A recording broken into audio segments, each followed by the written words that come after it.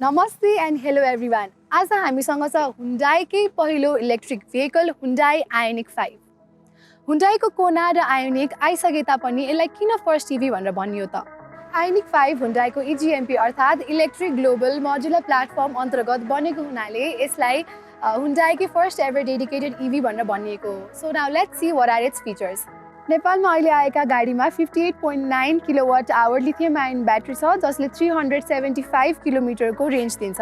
Likewise यो इभीमा 125 किलोवाटको maximum power produce गर्ने motor छ जसले 350 न्युटन मिटर टर्क प्रोड्युस गर्छ. यो गाडीको ओभरअल लुक्सलाई ज्योमेट्रिकली डिजाइन गरिएको छ जहाँ चाहिँ शार्प कट्स र एजेसहरू देख्न सकिन्छ र नर्मल देखिने गाडी भन्दा एकदम युनिक र डिफरेन्ट लुक छ. यहाँ पिक्सिलेटेड हेडलाइट छ जसले गर्दा यो गाडीलाई अझै धेरै क्लासी लुक्स दिन्छ. त्यस्तै गरेर यसको डाइमेन्सनको कुरा गर्दा यसको लेन्थ 4635 मिलिमिटर, यसको ब्रेथ 1890 मिलिमिटर र यसको हाइट 1605 मिलिमिटर हो. फ्रन्ट लुक तर्फ हेर्नुहुन्छ भने यहाँ क्ल्याम्पसेल डिजाइन गरिएको छ. अब बनेट खोलेर हेरौँ त यहाँ के रहेछ.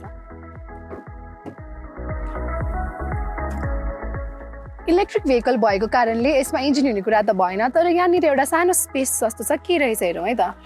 यहाँ त सानो स्टोरेज स्पेस रहेछ जसमा हामीले सानतिनो सामानलाई मजाले हटाउन सकिन्छ र Hyundaiले यो सानो स्पेसलाई मजाले युटिलाइज गरेको रहेछ.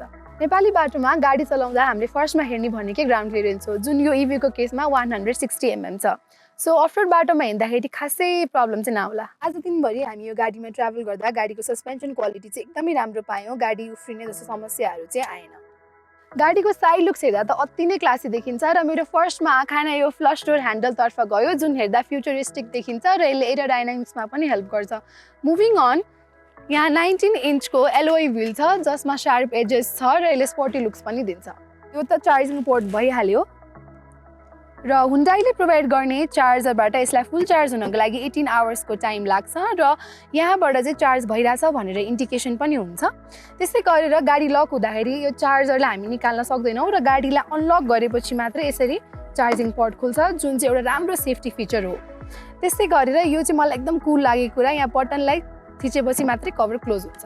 त्यस्तै गरेर यहाँ टपमा शार्क फिन छ र यहाँ ब्याकलाइट छ. यो विन्डस्क्रिनमा भने चाहिँ वाइपर छैन, तर वाइपर भइदिएको भए अझै राम्रो हुन्थ्यो होला.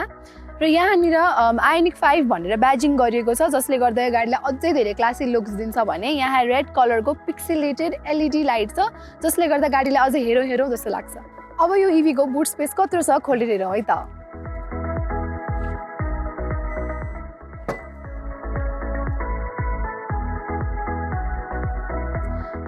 यो गाडीको बुट स्पेस हेर्दा त अति नै स्पेसियस देखिन्छ जुन 527 लिटर्सको छ. त्यस्तै गरेर यसलाई 60-40 स्प्लिट गर्ने हो भने त गाडीलाई बाहिर लगेर क्याम्पिङ नै जान सकिन्छ. त्यस्तै गरेर यो ट्रीलाई मुभ गरेर आफ्नो निड अनुसार एडजस्ट पनि गर्न सकिन्छ. यो खोलेर हेरौँ यहाँभित्र के रहेछ त. यो अघिको चार्जर भइहाल्यो.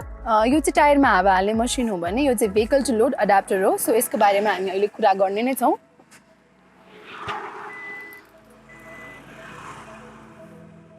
So this is vehicle to load adapter जसलाई हामी चार्जिङ पोर्टमा हाल्छौँ र यहाँनिर तल हाम्रो घरमा भए जस्तै गरेको 3 पिन छ जहाँबाट चाहिँ हामी 3.6 किलोवाटसम्मको पानी तताउने बोइलर त्यस्तै गरेर वासिङ मेसिनलाई चाहिँ हामीले चलाउन सक्छौँ भने दिस इज अ फर्स्ट इभी जहाँबाट चाहिँ हामीले 2 व्हिलर र 4 व्हिलरलाई पनि चार्ज गर्न सक्छौँ which is very Kul and amazing. Outer looks हेर्दा अति नै फ्युचरिस्टिक र एरोडाइनामिक देखिने यो इभीलाई बाहिर लिएर हिँड्दाखेरि पिस अफ डायमन्ड जसरी आई अट्र्याक्ट गर्ने रहेछ. यति त भयो एक्सटेरियरको कुरा. Now let's go inside and talk about its interior.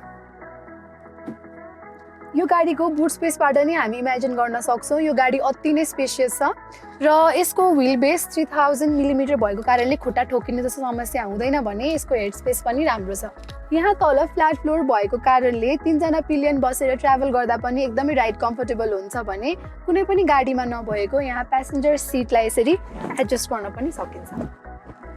त्यस्तै गरेर यहाँनिर आर्मरेस्टसँग कप होल्डर पनि दिएको छ र त्यस्तै गरेर यहाँनिर USB पोर्ट छ भने यहाँ हेर्न सक्नुहुन्छ यहाँ AC भेन्ट छ र ओभरअल प्यासेन्जर सिट हेर्ने हो भने IONIQ 5 डिजाइन गर्दाखेरि प्यासेन्जरको कम्फर्टलाई मध्यनजर गरेर बिल्ड गरिएको छ. इन्टेरियर कलर कम्बिनेसन पनि एकदमै कुल र चिल देखिन्छ. यहाँ भएको सब फ्याब्रिक फ्लोर कार्पेट्सहरू सब इको फ्रेन्डली हुन्. द्याट इज सुगर केनबाट एक्सट्र्याक्ट गरिएको हो भने यसको सिट र डोर ह्यान्डल्सहरू भने PET बोतललाई रिसाइकल गरेर बनाएको हुन्. फर्दरमोर यो यहाँ युज गरिएको पेन्ट पनि बायो पेन्ट हो which is not harmful for humans. Besides being an EV, यसले अरू कुरालाई पनि सस्टेनेबल बनाउन खोजेको छ. प्यासेन्जर सिट नै यति धेरै कम्फर्टेबल र स्पेसियस भइसकेपछि यो फ्रन्ट सिटमा कुनै असहजता हुने त कुरै छैन. फर्स्टमा हामी यसको स्टेयरिङबाट स्टार्ट गरौँ जसमा अटो हिटिङ फिचर छ which means यसको स्टेयरिङ आफै तात्छ. अब जाडोमा एसीमा हात सेकाउँदै चलाउन दिन चाहिँ गए. अरू गाडीहरूमा युजुअली स्टेयरिङमा लोगो राखिएको हुन्छ भने यो इभीमा 4वटा थोप्लो छ which is a Morse code that stands for H Hyundai. Such a silent and an unique gesture. यही स्टेयरिङ सँगसँगै सब बटन्सहरू छन्. मल्टिमिडिया कन्ट्रोल्स त एकदमै कमन भइहाल्यो. यसको गियर नै यही छ, सिम्पल ड्राइभ, न्युट्रल र रिभर्स.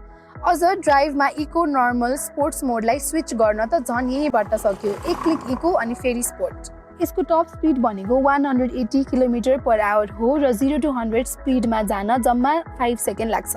सबै कुरा स्टेयरिङमै माउन्ट भएको हुनाले ड्राइभ गर्न एकदमै कन्भिनियन्ट हुन्छ. तलपट्टि फेरि यहाँ radio, parking sensor, map, navigation बटन्सहरू छन्. यसबाट यहाँ भएको 12.5 इन्चको इन्फोटेनमेन्ट सिस्टमलाई कन्ट्रोल गर्न मिल्यो जसमा एप्पल कारप्ले, एन्ड्रोइड अटो जस्तो टन्नै फिचर्सहरू छन्.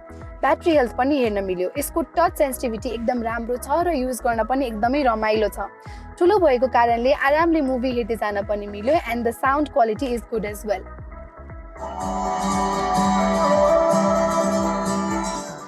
सबै कुरा स्टेयरिङमै भइसकेपछि यसको सेन्टर कन्सोल र फ्लोर त ओपन नै भइ नै हाल्यो.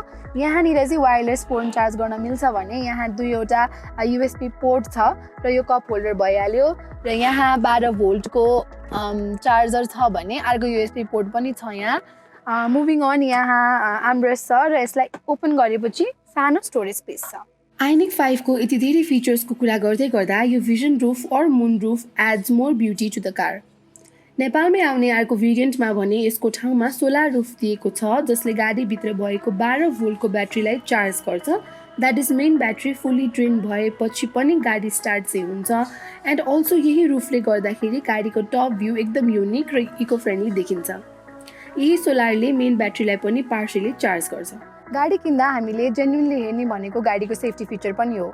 सो यो गाडीलाई युरो एनक्यापले 5 स्टार रेटिङ दिएको छ र यो गाडीमा ABS, ESC र हिल असिस्ट सिस्टम जस्ता फिचरहरू छन्. यो त भयो गाडीका इन्टेरियर र एक्सटेरियरका कुराहरू. अब हामी यसको प्राइसको कुरा गरौँ. Hyundai IONIQ 5 को प्राइस 85 लाख हो र सोलर रुफवाला भेरिएन्टको प्राइस चाहिँ 87 लाख हो. त्यस्तै गरेर तपाईँले ब्याट्रीमा 8 इयर्सको वारेन्टी पाउन सक्नुहुन्छ. So this is all for Hyundai IONIQ 5. Video कस्तो लाग्यो भनेर कमेन्ट सेक्सनमा भन्न नबिर्सनु होला and do subscribe to the Altogether Diaries. Till then, stay safe, take care, bye bye.